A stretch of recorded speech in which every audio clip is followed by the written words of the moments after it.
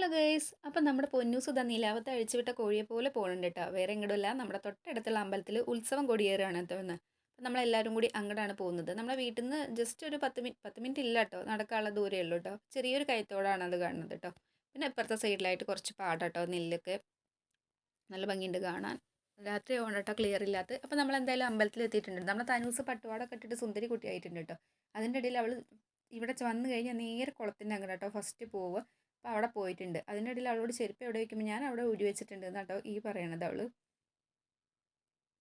അപ്പോൾ കുറച്ച് നേരം കുളത്തിൻ്റെ അവിടെ ഒക്കെ നിന്ന് നോക്കിയിട്ടോ. പിന്നെ തനൂസിനോട് കൊടുന്നു കേട്ടോ, നമുക്ക് പേടി. അപ്പോൾ നമ്മളവിടെ കയറിപ്പിക്കും കൊടിയേറ്റം കഴിഞ്ഞിട്ടുണ്ട് കേട്ടോ. അപ്പോൾ നമ്മൾ ജസ്റ്റ് ഒരു സൈഡിലായിട്ട് നിന്നു. പിന്നെ ഇന്നത്തെ പരിപാടി ഓട്ടം തുള്ളലാണ് കേട്ടോ. അപ്പോൾ അത് കാണാമെന്ന് വിചാരിച്ചിരുന്നു.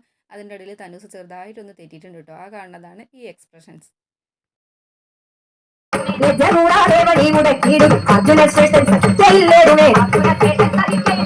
അർജുന ജ്യേഷ്ഠൻ സഹിക്കയില്ലേടുവേ ധർമ്മപ്രകാരം ഗ്രഹിക്കാത്ത നിന്നോട് ധർമ്മപ്രകാരം ഗ്രഹിക്കാത്ത നിന്നോട്